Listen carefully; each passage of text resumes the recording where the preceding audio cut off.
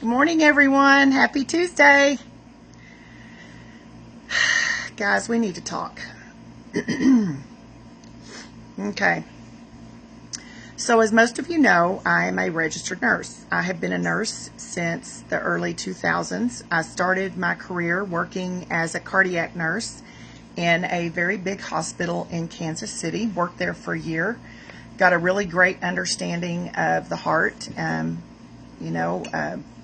I worked on the floor where we did a lot of heart catheterizations, and I was responsible for prepping them for their heart caths and then for helping to recover them after they got their heart cath done.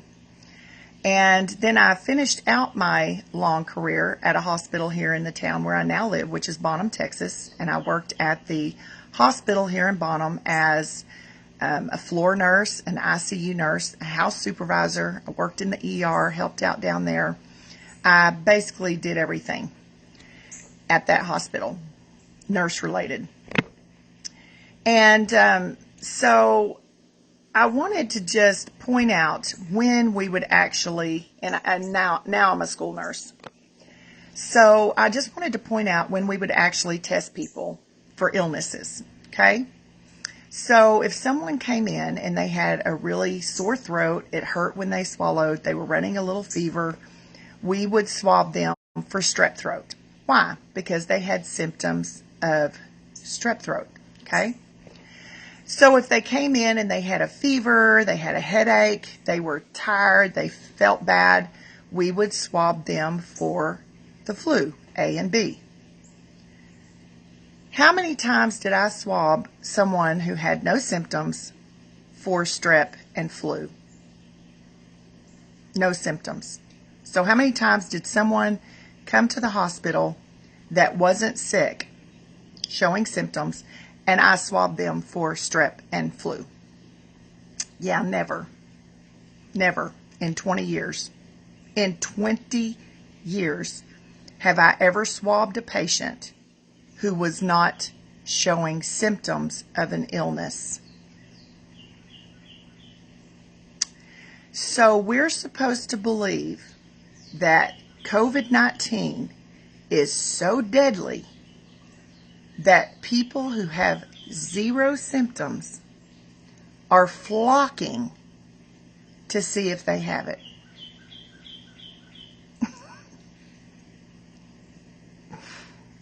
I'm not making fun of y'all. I swear I'm not. I'm not making fun of people that are going to get tested. But here's the thing I want to say. If you have no symptoms, you are not sick. Do you really need someone to call you on the phone and say, you tested positive? If you're not sick and you have no symptoms, what good does that information even do you? Because you're going to be sitting there going, what now? Do I go to the hospital? I guarantee you, if you go to the hospital, they're not going to admit you just because you had a positive test result and you have zero symptoms. They're not going to admit you unless you're sick. Yeah. So why would they tell us that we need to get tested? Because they know that this virus was not strong enough to do what they needed it to do. Did you notice that in the news they're not really reporting the death rate anymore? They're only reporting the positive asymptomatic results. Asymptomatic means no symptoms. What information does that do you? Okay. So I noticed in Walmart when I walked in the other day, there was a table sitting there that's full of masks. Okay, $17 I think you can buy a box of those masks. On the side of that mask it says this is an ear loop mask and provides no protection against the COVID-19. Okay, as a healthcare professional, one who worked on the med-surg floor predominantly my entire career, my entire acute care nursing career was worked on the med-surg floor. We would wear a mask when a patient in the bed was sick. Okay. Now, a lot of my nursing friends have seemed to have forgotten this aspect of their nursing. Okay. We would wear personal protective equipment into that room to help protect the other patients from their virus or whatever they had going on, okay? So we would wear our face masks, we would wear our gloves, and we would wear our yellow gowns to help protect us against whatever that patient had. Okay, so I would say the number one thing that our hospital taught us over 20 years was proper hand hygiene. Proper hand hygiene. Okay, so most of us nurses understood that that mask was just to help protect us against that virus. It was not going to stop us from getting the virus. Hence, lots of healthcare professionals would become ill after taking care of someone in that bed. Okay? The best protection for us was if the person laying in that bed would sneeze and they would use a tissue. That's called cough etiquette. Cough etiquette. We've taught that for years. You know, we've taught children, sneeze in your arm, sneeze in your shirt. Okay? That's called cough etiquette. So for people who are ill, if you're wearing a mask and you are coughing, sneezing, or running a fever, you are protecting, help to slow down the progression of the illness by wearing that mask. Does it 100% protect people against the virus? No. And it says so on the side of those masks. And most of us healthcare professionals understood that. We would put on personal protective equipment so that we could protect other patients against that patient who was ill. Was it 100% proof? No. And we understood this. But the number one thing that they told us was good hand hygiene. Wash your hands.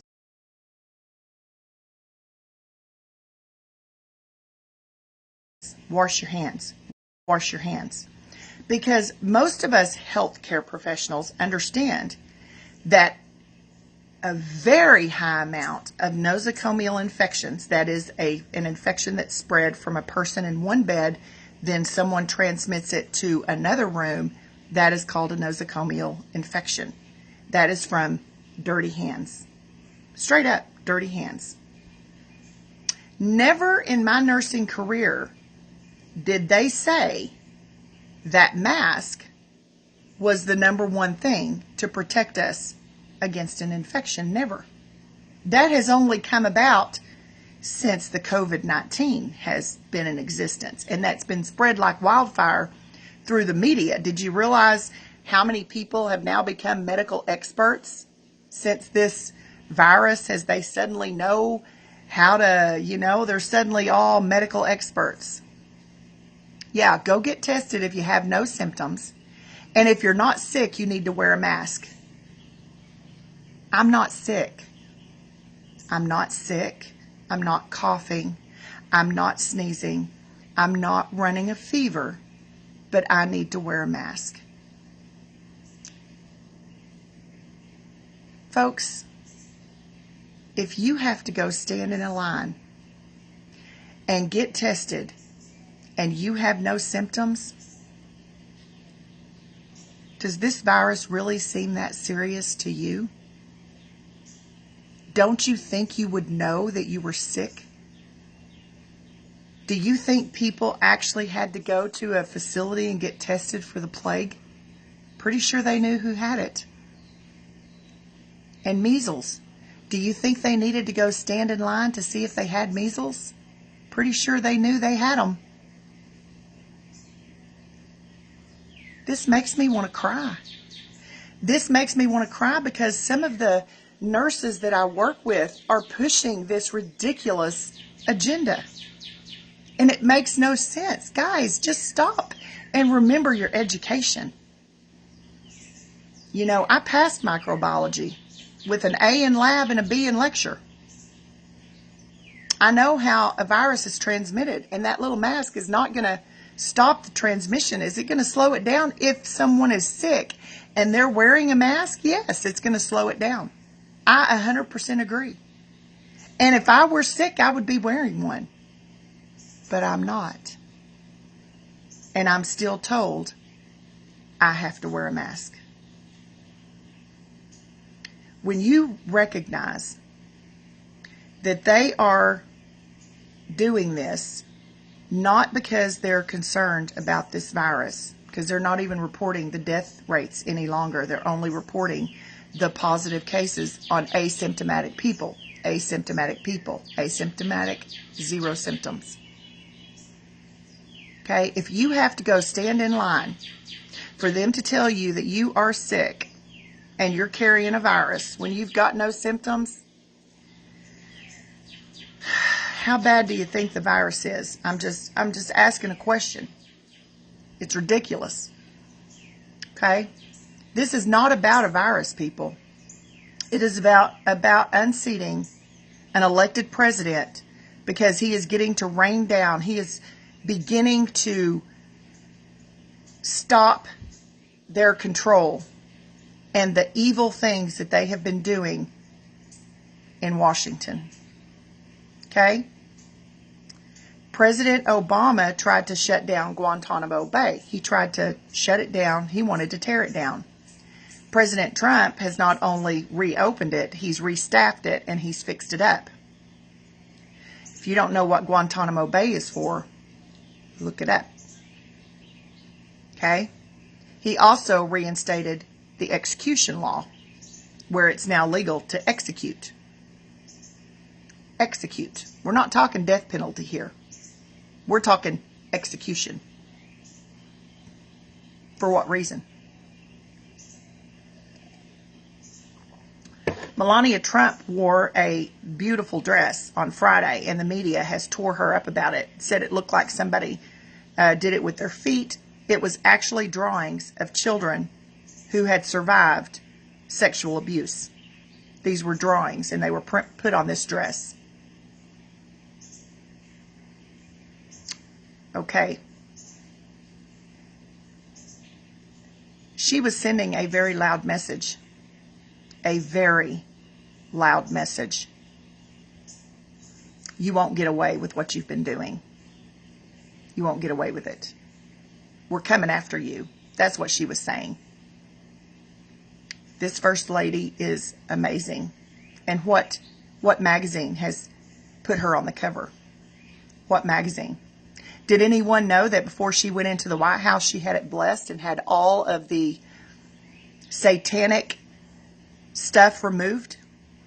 And there was satanic stuff all over the White House.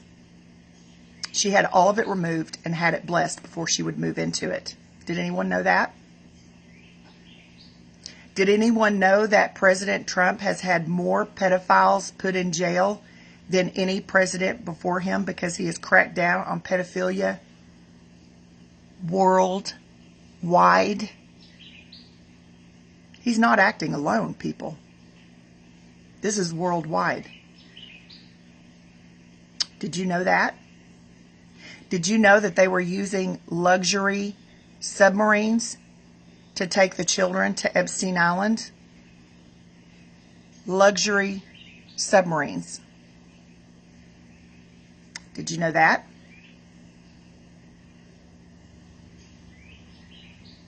And Ghislaine, Epstein's right-hand madam, was on that board for those submarines. As a matter of fact, she may have even owned the company. I haven't dug that deep, but she definitely has ties to this luxury submarine company.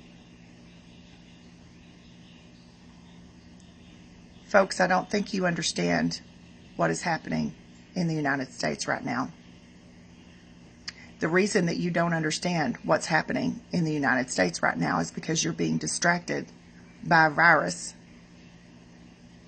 that is producing 0 symptoms, and you need to go stand in line and get tested for it. And they're making people who are well wear masks. It's not about a virus, it is about fear. Because if they keep you distracted with this, you're not going to see what's really going on. you're not going to do your research and know what your president's really doing.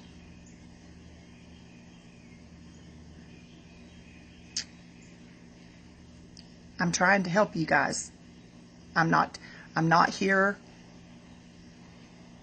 I'm not here to condemn you because you want to wear a mask. Because I understand what the media has done. I understand it. They have produced fear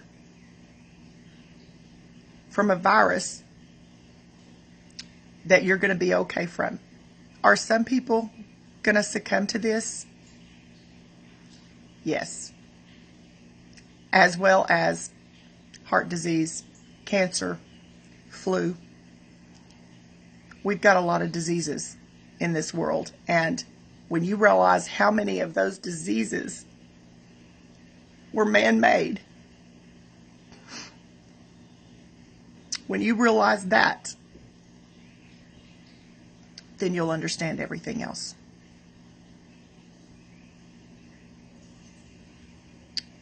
You know, if you've ever listened to Judy Mikovits, she's a doctor.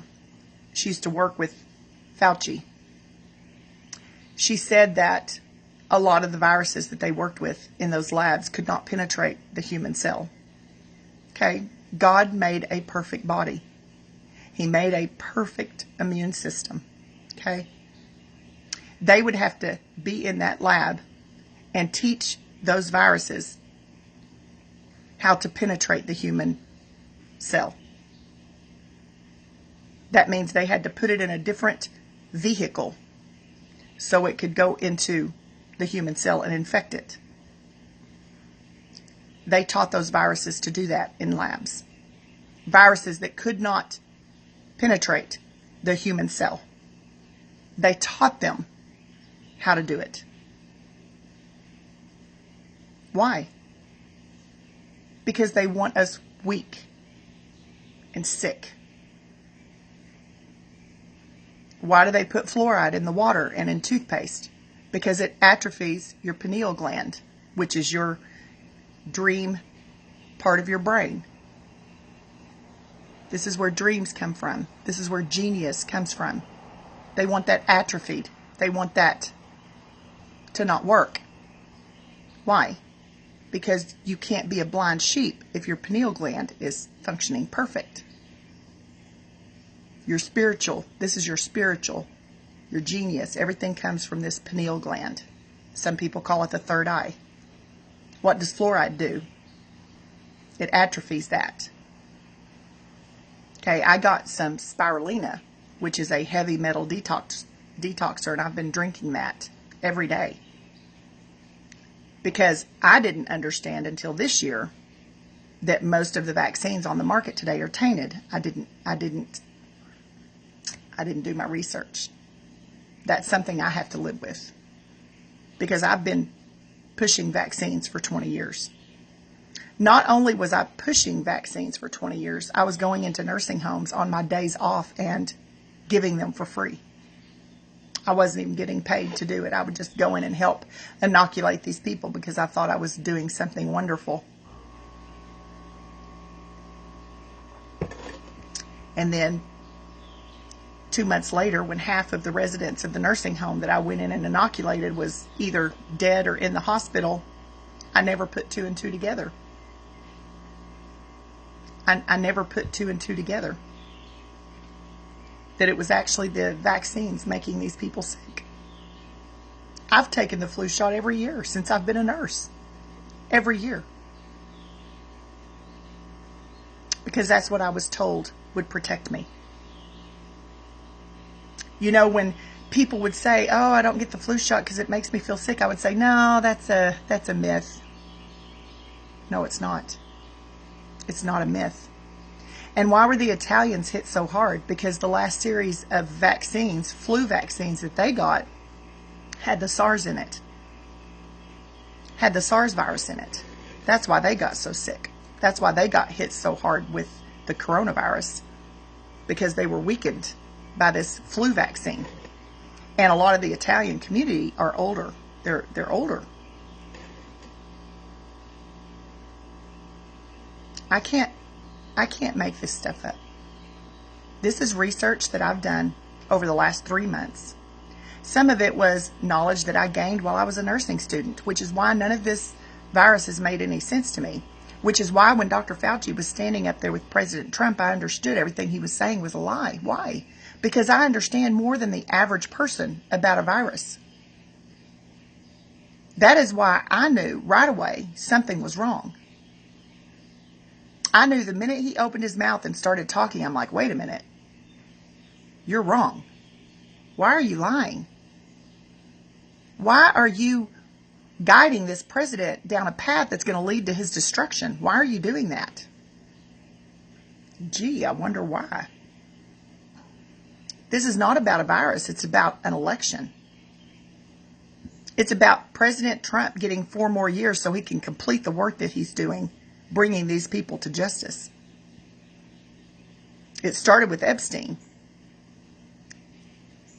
So why would that be so very important? Because Epstein had everyone that was on his island on video and what they were doing to these children and these young women.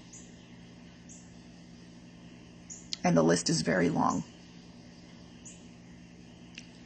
Why do you think Kate Spade was murdered? Why do you think Robin Williams was murdered? These people were trying to speak out against what was happening in Hollywood, and they died for it.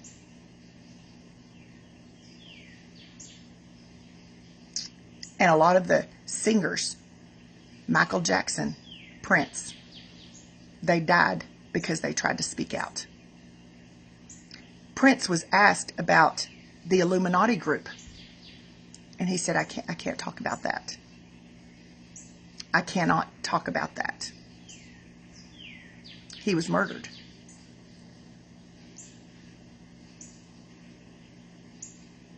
Michael Jackson was murdered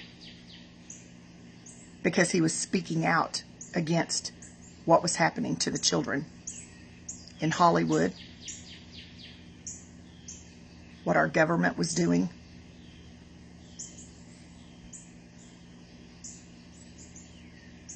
Just a little bit of research. That's all it takes. You're being blinded by a virus that's no more deadly than influenza. As a matter of fact, I think influenza is more deadly than this virus. Because if you have to go stand in line to get tested and you have no symptoms, what do you think it is? Guys, I'm praying for you.